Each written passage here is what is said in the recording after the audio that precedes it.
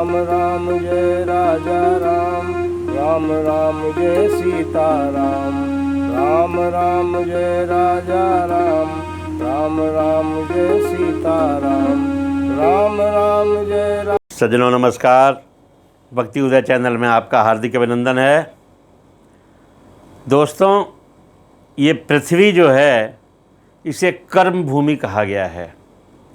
हम जैसा कर्म करेंगे वैसा ही जो है फल हमें प्राप्त होता है और कर्म फल से कोई बच नहीं पाया। भगवान कृष्ण ने यहाँ अवतार लिया तो अपनी लीलाओं के माध्यम से उन्होंने कई बार, अनेकों बार हमें ये बात समझाने का प्रयास किया कि यहाँ रहते हुए कर्म फल से हम नहीं बच सकते। हम आज इसी विषय पर चर्चा करेंगे कि क्या कर्म फल भोगना पड़ता है। तो हम इस पर चर्चा करें इसके पहले आपसे आग्रह है कि यदि आप हमारे चैनल पर नए हैं और अब तक आपने चैनल को सब्सक्राइब नहीं किया है तो कृपया इसे सब्सक्राइब कर लें, साथ ही बेल आइकन दबाएं ताकि हमारी अगली उपयोगी वीडियोज़ की नोटिफिकेशन आपको समय पर प्राप्त हो सके। और सज्जनों, वीडियो को लाइक और शेयर करना न भूलें। दोस्तों, मानव जीवन ईश्वर साधन के लिए है। भगवान स्वयं हमारे प्रत्येक कार्य का हिसाब रखते हैं। जब भगवान कृष्ण इस धरती पर आए तब उन्होंने अनेक प्रकार से ये संदेश देने का प्रयास किया कि कर्म फल तो हमें भोगना ही पड़ेगा। उन्हीं में से एक उदाहरण बताता हूँ। महाभारत जब युद्ध हो रहा था तब कर्ण के रथ का पहिया जमीन पर बैठ गया तो कर्ण जो है वो रथ से नीचे उतरकर उसे जमीन से उठाने की कोशिश करने लगा और कर्ण इस समय निहत्था था। भगवान कृष्ण ने तुरंत अर्जुन को कर्ण पर बाण से प्रहार करने का आदेश दिया। भगवान का आदेश, भगवान के वचनों को सुनकर अर्जुन ने भी कर्ण पर एक के बाद एक बाण चलाने शुरू किए, जिससे कर्ण बुरी तरह घायल हो गया, भूमि पर गिर पड़ा।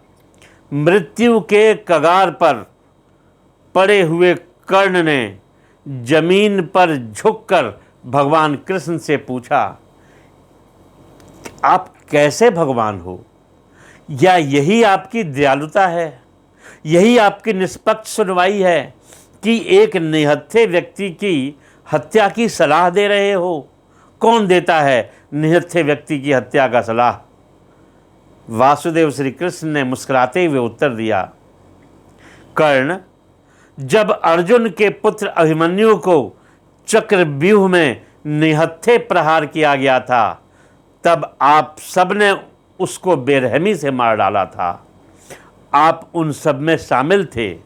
फिर हे कर्ण, आपका यह धार्मिक ज्ञान कहाँ था? मैं तो जो कुछ भी करता हूँ वो सबके कर्म के हिसाब से करता हूँ, धर्म की रक्षा के लिए करता हूँ। मैं ऐसा ही कर्म फल देता हूँ, ये मेरा विधान है। इसलिए सोच समझकर कर्म करना चाहिए। कर्म से आज तक कोई नहीं बच पाया। मानव जीवन साधन के लिए है, इसीलिए सनातन शास्त्र का विधान पालन करना हमारा पहला कर्तव्य है। यदि आप आज किसी को चोट पहुंचाते हैं, यदि आप दुख देते हैं, किसी को दर्द देते हैं, जुआ, शराब, अवैध संगति करते हैं, यदि आप अधर्म का समर्थन करते हैं, यदि आप किसी की कमजोरी का लाभ उठाते हैं, तो निश्चित रूप से जान लीजिए दोस्तों कि भविष्य में बुरे कर्मफल आपका इंतजार कर रहे हैं और भगवान खुद आपको फल देंगे। मानव जीवन ईश्वर के नियम में सीमाबद्ध है। कर्म से कोई नहीं बच सकता। हमें कर्म करने की स्वतंत्रता है, आज़ादी है। कैसा भी कर्म करो, अच्छा करो, बुरा करो, लेकिन कर्म फल को देना हमारे अधिकार में नहीं है, वो ईश्वर के हाथ में है। कर्मण्येवाधिकारस्ते माँ फलेषु कदाचन माँ कर्म फल हेतुर्भमा ते संगो असत्व कर्मणि। सज्जनों, सावधान रहें, इस दुर्लभ मानव जीवन को व्यर्थ नहीं गंवाना चाहिए। हमें अच्छे कर्म करने चाहिए, सहज सरल जीवन जीना चाहिए। श्रीमद् भागवत या गीता का पाठ करना चाहिए। वैष्णव सद्गुरुओं से दीक्षा लेनी चाहिए, उनकी शरण में जाना चाहिए और एकांत में हरि भजन करना चाहिए।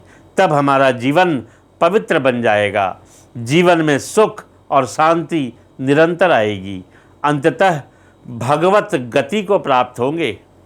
मानव जीवन तब जाकर के वास्तव में सार्थक होगा।